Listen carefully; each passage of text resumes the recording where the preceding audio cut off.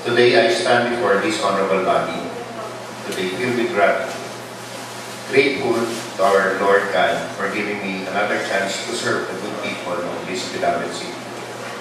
Grateful to my family, leaders, supporters, and friends who have always been with me, not only during campaigns, but for the last 6 years that I have served as city mayor.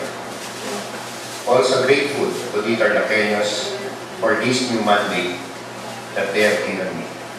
And also grateful to the members of the Honorable City Council under my first and second terms, for without your support, our administration would not have been able to put into action all of our plans and programs during the past 6 years.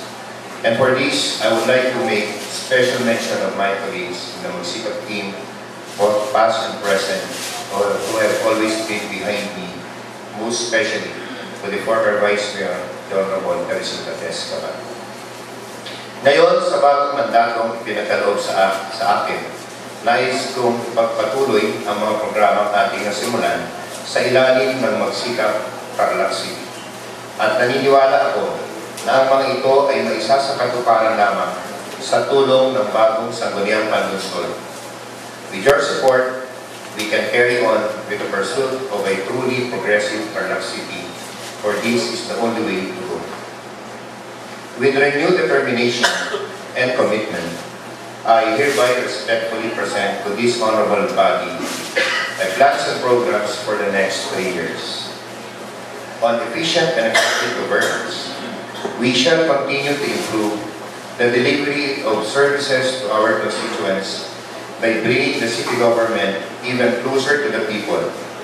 In line with this, we will also continue to improve the morale and to work on the development of our city government employees by way of providing them with more training opportunities so that these employees can better serve the people of Tarlac City. We will also hasten the full computerization of the city government operations by upgrading our existing real property tax assessment, the business permits and licensing system, establishment of the civil registrar archiving system, and also the installation of a local intranet, more responsive local governance. To improve and professionalize barangay operations, we also intend to push for the establishment of a one-stop shop in every barangay through the Barangay Magsikap Awards. Second, on agriculture, livestock, and fishery modernization. Sa larangan po ng agrikultura, patuloy po natin pagyayamanin ang ating katayunan sa pamamagitan ng Magsikap, Magsaka ng Isda program.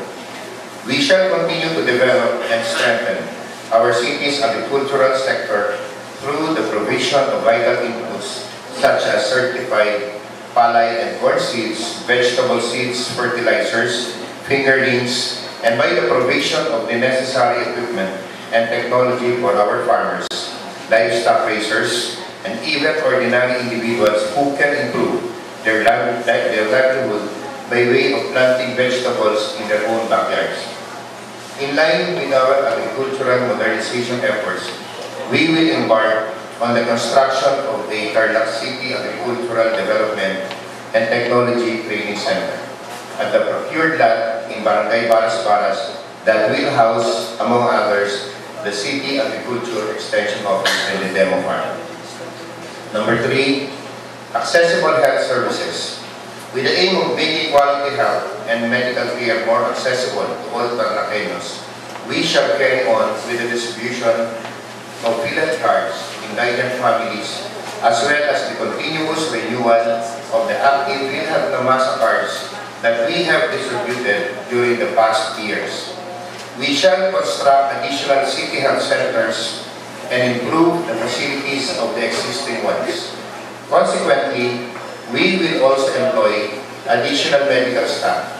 We shall carry on with the conduct of medical and dental missions as well as our operation fully in the barangays, in addition to the basic health services that we offer in our health centers.